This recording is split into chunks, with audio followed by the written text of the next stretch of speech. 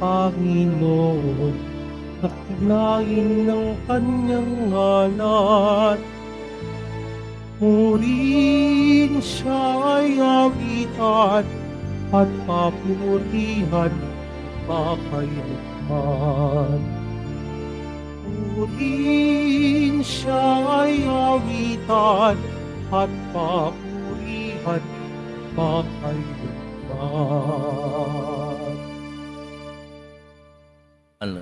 Sa ngalan ng Ama at ng Anak at ng Espiritu Santo, Amen. sumainyo ang Panginoon. At sumaiyo rin. Ngayon po ay ating ginugunita si Papa San Juan Pablo II, Pope John Paul II. Siya po ay isang Santo Papa na naging malapit sa ating mga Pilipino. A man of faith and prayer, a defender of human dignity, a champion of forgiveness and mercy, a missionary pope. Si Pope John Paul II nakabisita po sa mahigit 120 na mga bansa. A witness to suffering in the later years. Mga kapatid, aminin natin ang ating mga kasalanan upang tayo maging marapat gumanap sa banal na pagdiriwang.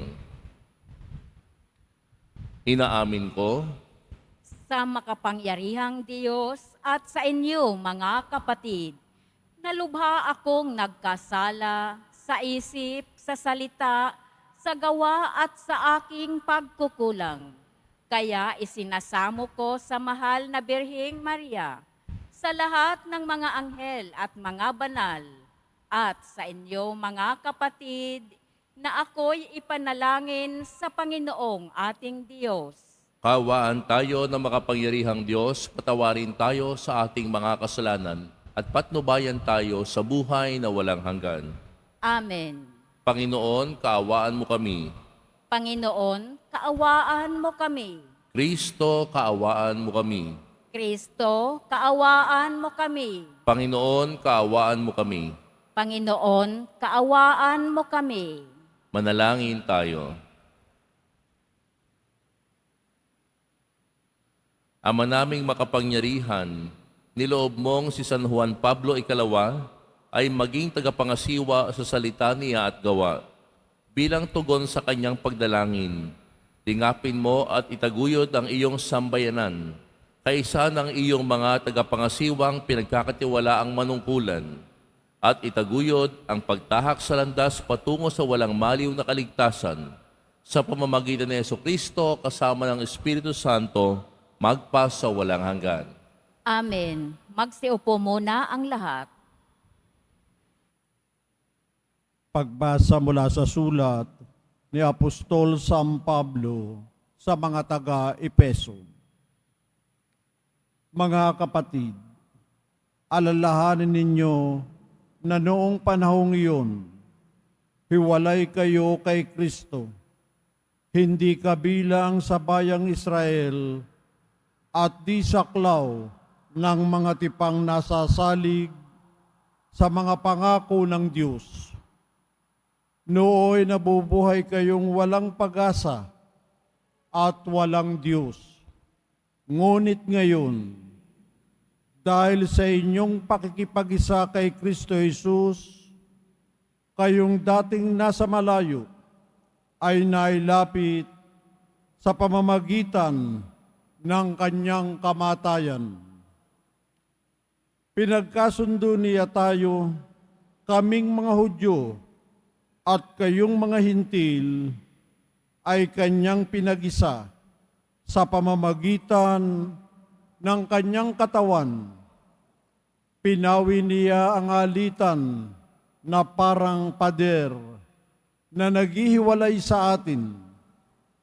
Pinawalang bisa niya ang kautosang pawang mga utos at tuntunin upang pag-isahin sa kanya ang dalawang bayan at maghari ang kapayapaan. Sa pamamagitan ng kanyang kamatayan sa krus, Winakasan niya ang alita ng dalawang bayan, kapwa, pinapanumbalik sa Diyos at pinagbuklod sa isang katawan. Naparito si Kristo at ipinangaral sa lahat ang mabuting balita ng kapayapaan sa inyong mga hintil na malayo sa Diyos at sa mga Hudyo na malapit sa Kanya. Dahil kay Kristo, tayo'y kapwa makalalapit sa Ama sa pamamagitan ng Espiritu.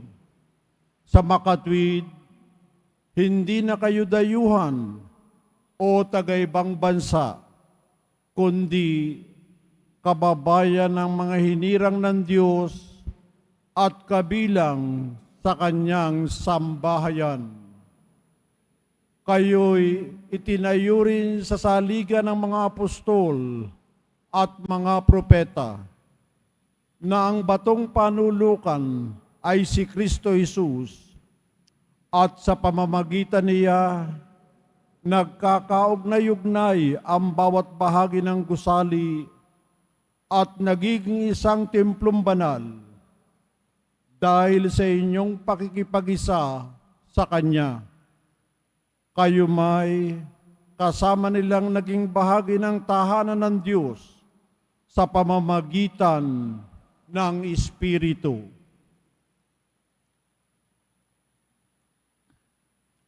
Ang salita ng Diyos.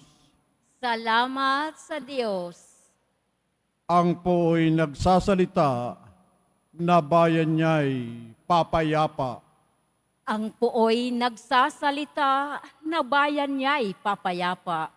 Aking naririnig magmula sa poon ng sinasalita. Sinasabi niyang ang mga lingkod niya'y magiging payapa kung mangagsisisi at di nababalik sa gawang masama. Ang nagpaparangal sa pangalan niya ay Kanyang ililigtas sa ating lupain ay mananatili ang Kanyang paglingap.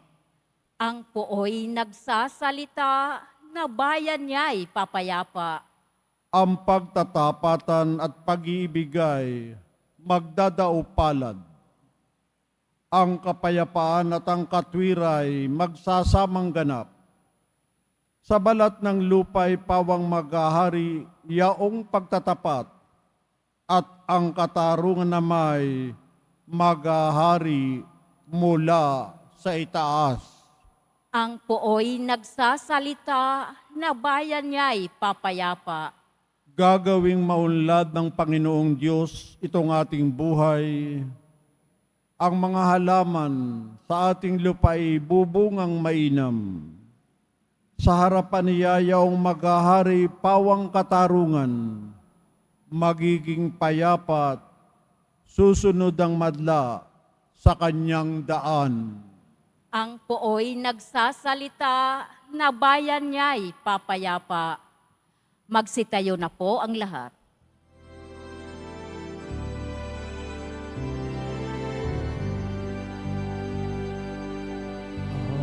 Hallelujah, Hallelujah,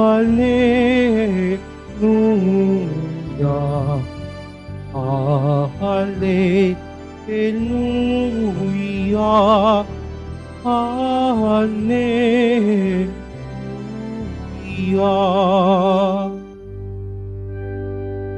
Manalangin walang humpay, samantalang hinihintay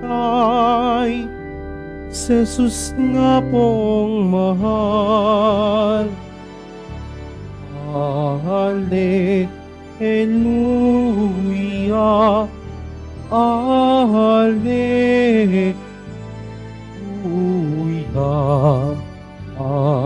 Hallelujah,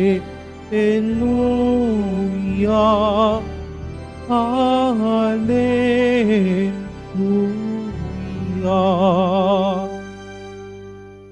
Sumainyo ang Panginoon.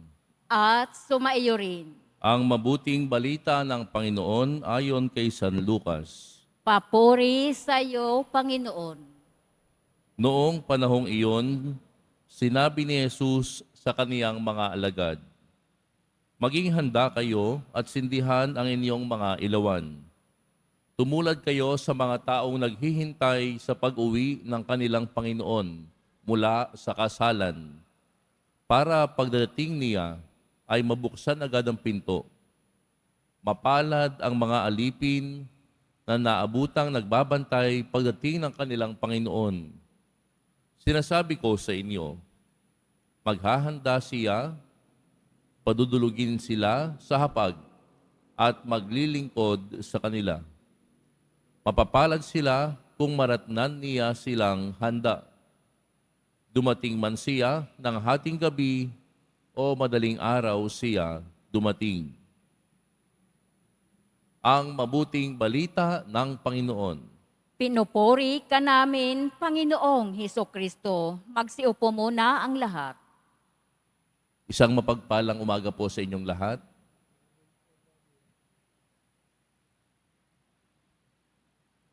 Ang isang tagasunod ng ating Panginoon, laging handa. Parang Boy Scout, laging handa. Sa anong paraan? Laging handa sa lahat ng pagkakataon. Ang pagsunod, ito'y araw-araw na gawain. Kapag araw-araw mong ginagawa ang pagsunod sa Panginoon, anumang oras dumating ang Panginoon, ikaw ay daratnan ng Panginoon na handa. Kayo ba'y kailan huling nakapagkumpisal? Bukod sa pagsimba nyo ngayon, kailan kayo huling nagsimba? Napatawad na ba ninyo ang inyong mga kaaway? Nakausap na ba ninyo ang inyong katampuhan? Ito mga kapatid, ang higit na mahalaga bilang paghahanda. At sa ating ebanghelyo mga kapatid, tayo ay pinaalalahanan ni Jesus na maging handa tulad ng lingkod na naghihintay sa pagbalik ng kanyang Panginoon mula sa kasalan. Ang lingkod pong ito ay gising at alerto upang sa sandaling dumating ang kanyang Panginoon at kumatok, agad niyang mabubuksan. Paghahanda at pagiging tapat ang ating pagninilayan mga kapatid. Hindi lamang ng lingkod, hindi alam kasi ng servant, kailan kaya darating ang master. Ngunit, sinisigurado niyang lagi siyang handa. Ganyan din po ang ating buhay Kristiyano. Hindi natin alam kung kailan tayo haharap sa Panginoon. Ngunit, sa bawat araw, tayo'y inaaniyahang maging handa sa pamamagitan ng ating gawa at pananampalataya. Kaya nga sabi ko sa inyo kanina, handa ba kayo? Nakapagkumpisal? Nakasimba? Natanggap ang katawan ni Kristo? Nakapagpatawad? Nakausap ang mga taong hindi kinakausap? Sapagat ang paghahanda ay hindi lamang sa panlabas, kundi pati na rin sa panloob, yung ating kaluluwa. Dapat laging bukas sa grasya ng Diyos. Tapat ba tayo sa panalangin, sa sakripisyo, sa pagmamahal sa kapwa, sa pagpapatawad sa iyong kaibigan? Patuloy ba tayong naghahanda sa ating pakipag-ugnayan sa Diyos? Yung pong pagpapala ng handa, ito po isang maganda sapagkat mga kapatid, yung pagpapala ng mga handa, isang maganda at nakakagulat na bahagi ng talinhagang ito, yung sinabi ni Jesus, mapalad ang mga lingkod na madadat ng handa sa kanilang Panginoon.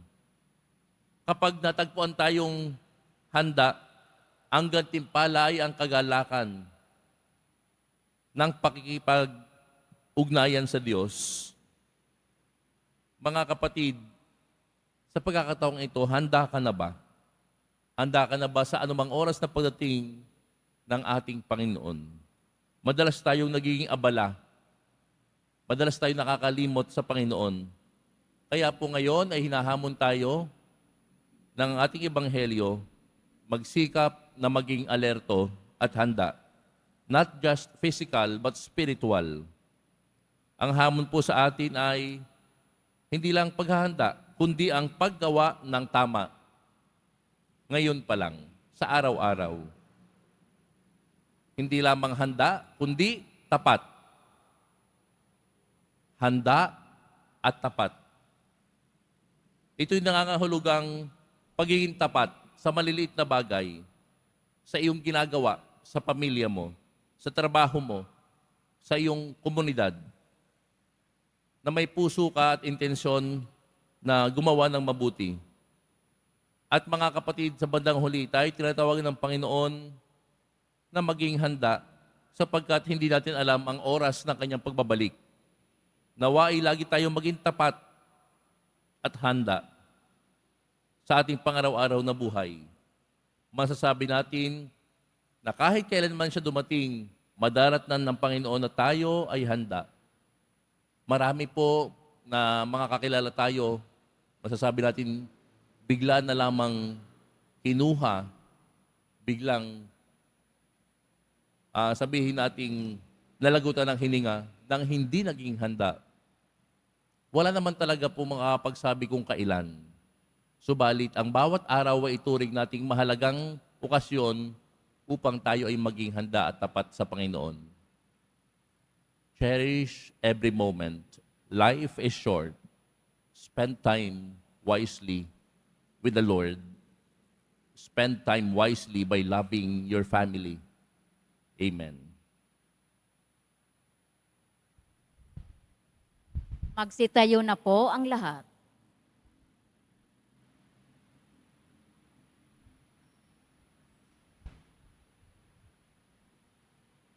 Minamahal kong mga kapatid, sa ating pagtanggap ng biyaya ng pananampalataya, tinatawag tayo upang maging masunurin, magkaroon ng pag-asa at maging handang salubungin si Kristo sa anumang oras. Ipanalangin natin ang ating mga kapwa ng may pananalig. Ang ating itutugon, basbasan mo ang iyong mga tapat na lingkod, Panginoon. Basbasan mo ang iyong mga tapat na lingkod, Panginoon. Ang Santo Papa, mga obispo at mga pare, naway tapat na maglingkod sa kalipunan ng mga sumasampalataya ng may kasipagan at dedikasyon. Manalangin tayo. Basbasan mo ang iyong mga tapat na lingkod, Panginoon. Tayo naway lumago sa ating pagsusulong para sa katarungan at pag-ibig sa pamamagitan ng ating buong paglilingkod sa araw-araw na buhay. Manalangin tayo. Basbasan mo ang iyong mga tapat na lingkod, Panginoon. Matutunawa tayong ibahagi sa bawat isa ang anumang mayroon tayo at sumaksi sa pamumuhay ng may pag-asa bilang paghahanda sa pagbabalik ng Panginoon. Manalangin tayo. Basbasan mo ang iyong mga tapat na lingkod, Panginoon. Yaong mga dumaranas ng pagsubok sa buhay, naway patuloy na maniwala at umasa sa Diyos na nagbibigay ng lahat ng bagay para sa ating kabutihan. Manalangin tayo. Basbasan mo ang iyong mga tapat na lingkod, Panginoon.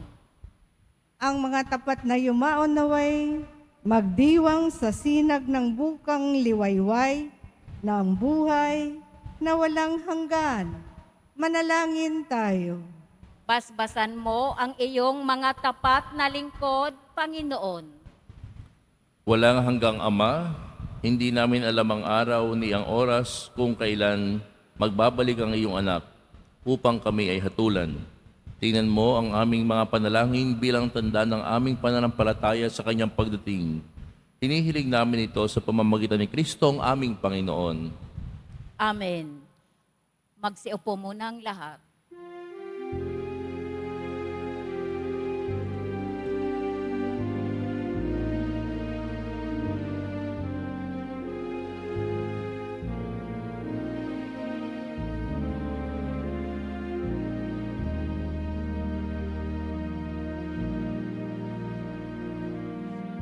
iyong tinapay at alak na muna sa'yo muling ihain sa kabutihan mo.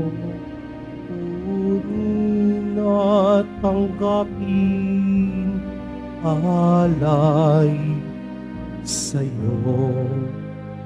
Pasasalamat ng puso. Pasasalamat ng puso.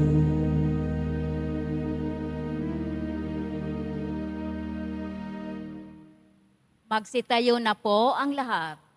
Manalangin kayo mga kapatid upang ang paghahain natin ni kalugdan ng Diyos amang makapangyarihan. Tanggapin nawa ng Panginoon itong paghahain sa iyong mga kamay, sa kapurihan niya at karangalan, sa ating kapakinabangan at sa buong sambayanan niyang banal. Ama naming lumikha, sa paghahain ngayong ginugunita ang iyong mga banal, umaasa kami na sa iyong pagtangkilik ang kasulukuyan at darating na kasamaan ay aming maiwawaksi sa pamamagitan ni Jesucristo kasama ng Espiritu Santo magpasawalang hanggan. Amen. Sumainyo ang Panginoon. At sumaiyo rin. Itaas sa Diyos ang inyong puso at diwa. Itinaas na namin sa Panginoon. Pasalamatan natin ang Panginoong ating Diyos. Marapat na siya ay pasalamatan. Ama naming makapangyarihan, turing ang marapat na ikaw ay aming pasalamatan sa pamamagitan ni Jesucristo na aming Panginoon. Ngayong si San Juan Pablo Ikalawa ay pinararangalan sa pamumuhay niyang totoong uliran at pagiging maasahan sa panunungkulan. Kaya't si Jesucristo na maasahan sa katapatan ay inihahayag sa pangangasiwa ng sambayanan. Ang malasakit na mga ulirang tagapangasiwa noon ay nagpapatuloy magpahanggang ngayon sa mga panalangin kanilang iniuukol. Kaisa ng sambayanan mong dito'y nagtitipon. Kaya kaisa ng mga anghel na nagsisiawit ng papuri sa iyo ng walang humpay sa kalangitan, kami nagbubunyi sa iyong kadakilaan. Santo, Santo, Santo, Panginoong Diyos ng mga hukbo, napupuno ang langit at lupa ng kadakilaan mo. Husana sa kaitaasan. Pinagpala ang naparirito sa ngalan ng Panginoon. Husana sa kaitaasan. Magsiluhod po ang lahat. Ama naming banal, ikaw ang bukal ng tanang kabanalan. Kaya't sa pamamagitan ng iyong Espiritu, gawin mong banal ang kaloob na ito upang para sa amin maging katawan at dugo ng aming Panginoong Hesukristo. Bago niya pinagtiis ang kusang loob na maging handog, hinawakan niya ang tinapay, pinasalamatan kaniya, pinaghati-hati niya iyon, iniabot sa kanyang mga alagad at sinabi, "Tanggapin ninyong lahat ito at kanin. Ito ang aking katawan na ihahandog para sa inyo."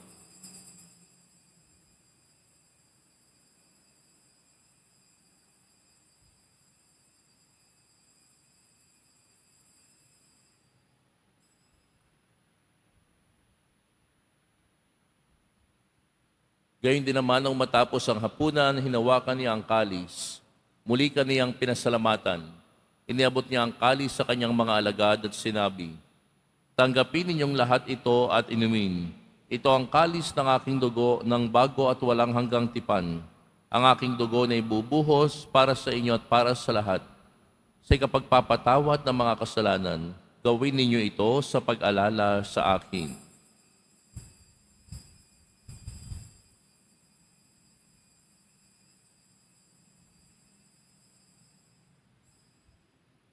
Magsitayo na po ang lahat. Ipagbunyi natin ang misteryo ng ating pananampalataya. Si Kristo'y namatay, si Kristo'y nabuhay, si Kristo'y babalik sa wakas ng panahon. Ama, ginagawa namin ngayon ang pag-alala sa pagkamatay at muling pagkabuhay ng iyong anak, Kaya't inialay namin sa iyo ang tinapay na nagbibigay buhay at ang kalis na nagkakaloob ng kaligtasan. Kami nagpapasalamat dahil kami iyong minarapat at tumayo sa harap mo para maglingkod sa iyo. Isinasamo namin kaming magsasalo-salo sa katawan at dugo ni Kristo ay mabuklod sa pagkakaisa sa pamamagitan ng Espiritu Santo. Ama, lingapin mo ang iyong simbahang laganap sa buong daigdig. Puspusin mo kami sa pag-ibig kaisa ni Francisco na aming Papa at ni Jose na aming Obispo at ang Tanang Kaparian. Alalahanin mo rin ang mga kapatid naming nahimlay nang may pag-asang sila'y muling mabubuhay, gayon din ang lahat ng mga pumanaw. Kaawaan mo sila at patuloyin sa iyong kaliwanagan. Kaawaan mo at pagitapatin kaming lahat na makasalo sa iyong buhay na walang wakas.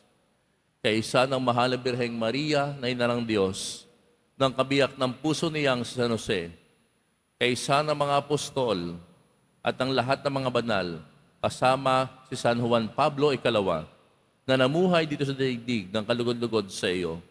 May pagdiwang nawa namin ang pagpupuri sa ikararangal mo sa pamamagitan ng iyong anak na aming Panginoong Heso Kristo.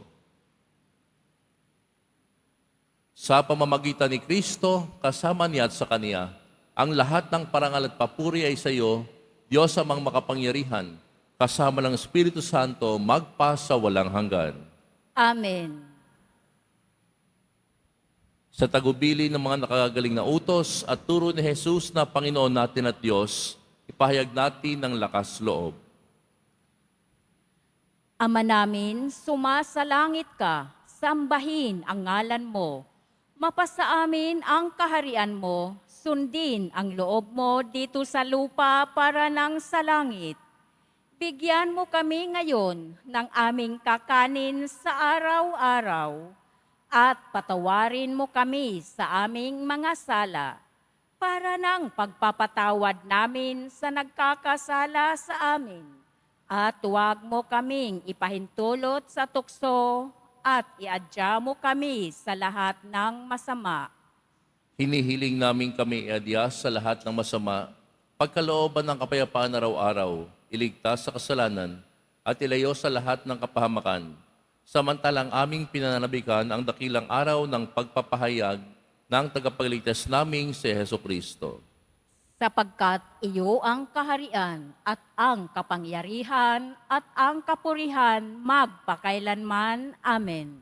Panginoong Jesucristo, sinabi mo sa iyong mga apostol, kapayapaan ang iniiwan ko sa inyo. Ang aking kapayapaan ang ibinibigay ko sa inyo. Tunghayin mo ang aming pananampalataya at huwag ang aming pagkakasala. Pagkalooban mo kami ng kapayapaan at pagkakaisa ayon sa iyong kalooban, kasama ng Espiritu Santo, magpa sa walang hanggan. Amen. Ang kapayapaan ng Panginoon ay laging sumainyo. At sumaiyo rin. Magbigayan kayo ng kapayapaan sa isa't isa. Kordero ng Diyos na nag-aalis ng mga kasalanan ng sanlibutan, maawa ka sa amin. Kordero ng Diyos na nag-aalis ng mga kasalanan ng sanlibutan, maawa ka sa amin. Kordero ng Diyos na nag-aalis ng mga kasalanan ng sanlibutan, ipagkaloob mo sa amin ang kapayapaan. Magsiluhod po ang lahat.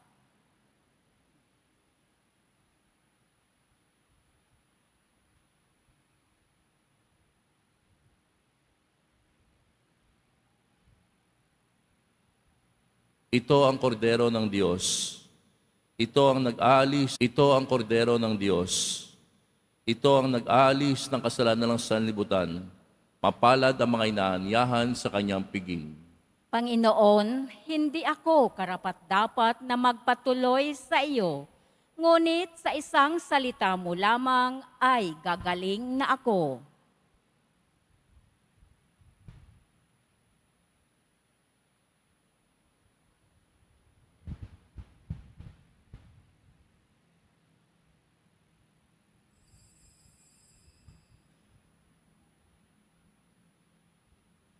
Para sa lahat ng tatanggap ng banal na komunyon, sasagot po tayo ng amen pagkasabi ng pari o ng lay minister ng katawan ni Kristo. at isubo agad sa bibig bago umalis sa harapan ng pari o lay minister.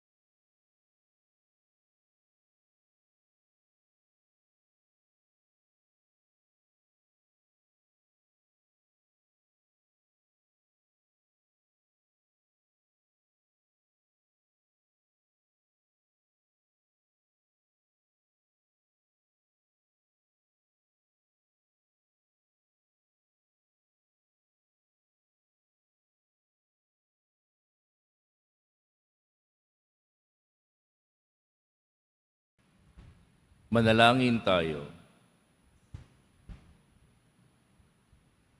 Ama naming mapagmahal, ang banal na pakikinabang na aming tinanggap ay magdulot nawa sa amin ng malasakit na maalab sapagkat puspos nito si San Juan Pablo Ikalawa sa kanyang pagganap ng paglilingkod sa sambayanan mo sa pamamagitan ni Jesucristo kasama ng Espiritu Santo magpasawalang hanggan. Amen. Sumainyo ang Panginoon. At sumaiyo rin. Mahal na pong Jesus Nazareno, inihayag mo sa pamamagitan ng krus ang walang maliw na pag-ibig ng Diyos sa sangkatauhan. Pakinggan mo ang kahilingan ng iyong angkan na nagsusumamo sa iyo. Makamtan nawa nila ang iyong katugunan at tanggapin ang kasagutan na may utang na loob na tinatanaw. Basbasan din po ninyo ang mga dala-dala nilang mga imahen at dasalan. Sa pamamagitan ng bendisyon na ito, naway maalala nila ang mga pangako nila noon sa binyag na ikaw ang kanilang iibigin at paglilingkuran bilang Panginoon magpasawalang hanggan. Amen. Pagpalain kayo na makapangyarihang Diyos, Ama at Anak at Espiritu Santo. Amen. Humayo kayong taglay ang kapayapaan ng Poong Jesus Nazareno. Salamat sa Diyos.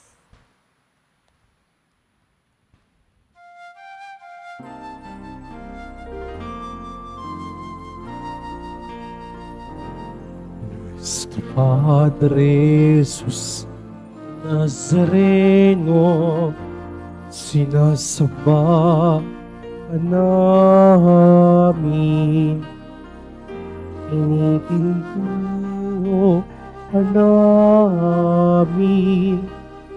Aral mo ang aming buhay at kaligtasan.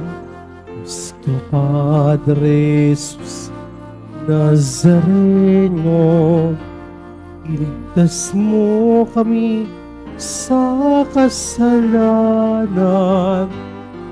Ang krus mong pinamatayan ay sagisag ng aming kaligtasan. Nuestro Padre Jesus Nazareno, dinaranghal ka namin. Nuestro Padre Jesus Nazareno, inuluwalhati ka namin. Nuestro Padre Jesus Nazareno, dinarangal ka namin. Nuestro Padre Jesus Nazareno, inuwalhati ka namin.